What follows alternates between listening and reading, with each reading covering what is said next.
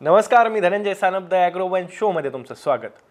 PM किसानचा 19वा हप्ता 24 February 2025 रोजी बिहार येथील एका कार्यक्रमात पंतप्रधान नरेंद्र मोदींच्या हस्ते वितरित करण्यात येणार आहे, अशी माहिती केंद्रीय कृषी मंत्री शिवराज सिंग चौहान यांनी दिलेली आहे। त्यामुळे शेतकऱ्यांना तारीख तर कळालेली आहे, पण यात महत्त्वाची एक अडचण शेतकऱ्यांकडून उपस्थित केली जाते, प्रश्न विचारला जातोय तो म्हणजे की ॲग्रीस्टॅकमध्ये जर नोंदणी केलेली नसेल तर शेतकऱ्यांना पीएम किसानच्या 19व्या हप्त्याचा लाभ मिळणार नाहीये का? शेतकरी या लाभापासून वंचित राहणार आहेत का?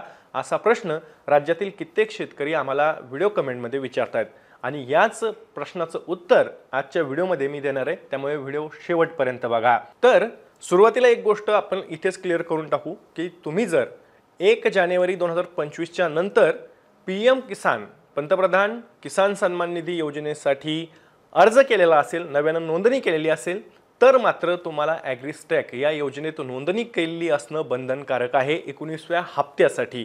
जर तुम्ही नोंदणी त्यापूर्वीच केलेली असेल, म्हणजे 1 जानेवारी 2025 च्या आधीच तुम्ही पीएम किसानसाठी नोंदणी केलेली असेल, आधीपासूनच तुम्ही लाभ घेताय, 18व्या हप्त्याचाही तुम्हाला लाभ मिळालेला आहे, त्याच्या आधीच्याही हप्त्यांचा लाभ तुम्ही घेतलेला आहे, तर मात्र तुम्ही ॲग्रीस्टॅकमध्ये नोंदणी केलेली नसेल तरीही तुम्हाला पीएम किसान सन्मान निधी योजनेचा हा 19वा हप्ता तुमच्या खात्यावरती जमा केला जाणार आहे। मात्र याचा अर्थ असा नाही की ॲग्रीस्टॅक योजनेतून सूट देण्यात आलेली आहे सगळ्यांनाच, तसं होत नाहीये।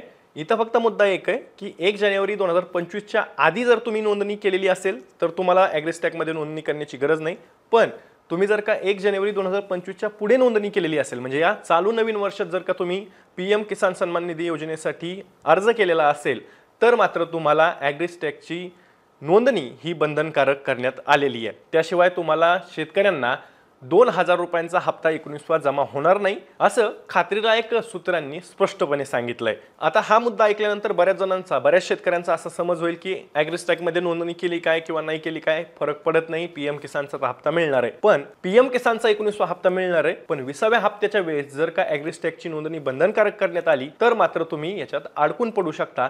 त्यामुळे तुम्ही पीएम किसानच्या हप्त्यासाठीच नाही तर शेतकरी म्हणून तुम्ही तुमचं शेतीचं जे काही क्षेत्र आहे आणि त्यावरची जी काही माहिती ती केंद्र सरकार ज्या पद्धतीने डिजिटल करून घेते त्यासाठी त्या प्रक्रियेत तुम्ही सहभाग घ्यावा आणि ॲग्रीस्टॅकला जी काही नोंदणी सुरू आहे त्याच्यामध्ये शेतकऱ्यांनी सहभागी होऊन ती नोंदणी पूर्ण करावी। म्हणजे आता पीएम किसानचा 19वा हप्ता मिळाला म्हणजे चिंता मिटली अशातला तो मुद्दा असणार नाहीये। याच्यामुळे शेतकऱ्यांनी ॲग्रीस्टॅकची जी काही नोंदणी सध्या सुरू आहे त्याच्यामध्ये सक्रिय सहभाग घेणं गरजेचं आहे आणि त्यासाठी सातत्यानं प्रशासनाकडून सुद्धा राज्य सरकारकडून सुद्धा शेतकऱ्यांना आव्हान केलं जाते। आता दुसरा मुद्दा असा आहे की ॲग्रीस्टॅकमध्ये जर का केलंच नाही, म्हणजे काही शेतकरी असं म्हणतील की ठीक आहे आम्ही ॲग्रीस्टॅकला नोंदणी केलीच नाही तर काय होईल बाबा, त्या ॲग्रीस्टॅकचा आम्हाला फायदा काय? कारण की परवाच्या व्हिडिओच्या खाली सुद्धा अनेक शेतकऱ्यांच्या अशा कमेंट आहेत की ॲग्रीस्टॅकमध्ये नाही केली नोंदणी तर शेतकऱ्यांना काय तोटा होईल आणि केली तर काय फायदा होईल, यावरती आपण एक सविस्तर व्हिडिओ केलेला आहे। पण तरीही स्पष्ट करून सांगतो की यामध्ये पीक विमा असेल, पीक कर्ज असेल, कर्जमाफी असेल, अनुदान असतील, अतिवृष्टीचं असू द्यात, इतर कुठलेही अनुदान असू द्यात, त्यासोबतच हमीभाव खरेदी असू द्यात, या सगळ्या गोष्टींसाठी ॲग्रीस्टॅकवरती नोंदणी केलेली असेल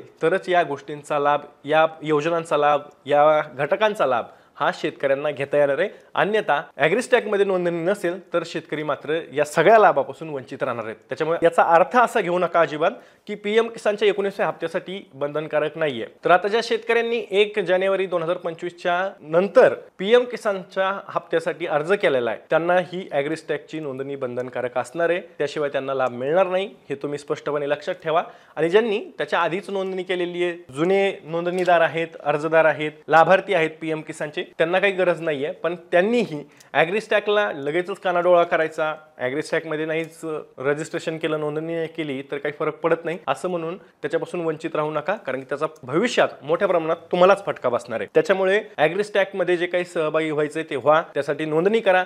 सीएससी सेंटरवरती नोंदणी सुरू आहे। अर्थात त्याच्याबद्दल शेतकऱ्यांच्या भरपूर मोठ्या तक्रारी आहेत। परवाच्या व्हिडिओच्या खाली सुद्धा कमेंटमध्ये शेतकरी असं सांगत होते की आवाच्या सवा फीस घेतली जाते, 100-150 रुपये CSC सेंटरकडून घेतले जात आहेत नोंदणीसाठी, तर याच्याबद्दलही राज्य सरकारने याकडे लक्ष वेधलं पाहिजे. हाही खरा एक मुद्दा आहे शेतकऱ्यांचा. पण तुर्तास तरी एक महत्त्वाचं अपडेट हे होतं, मी दररोज संध्याकाळी 6 वाजता ॲग्रोवनच्या यूट्यूब चॅनलवर शेती आणि शेतकऱ्यांच्या हिताचे मुद्दे घेऊन येत असतो. त्यामुळे तुम्ही अजूनही ॲग्रोवनच्या यूट्यूब चॅनलला सबस्क्राईब केलं नसेल तर लगेचच सबस्क्राईब करा. व्हिडिओ जास्तीत जास्त शेतकऱ्यांपर्यंत पाठवण्यासाठी व्हिडिओला लाईक आणि शेअर नक्की करा. तुमच्या ज्या काही प्रतिक्रिया असतील त्या कमेंट बॉक्समध्ये नक्की विचारा, मी त्याचं उत्तर देण्याचा प्रयत्न करेल. आपण पुन्हा भेटू, तोवर तुम्ही तुमची आणि तुमच्या जवळच्या माणसांची काळजी घ्या.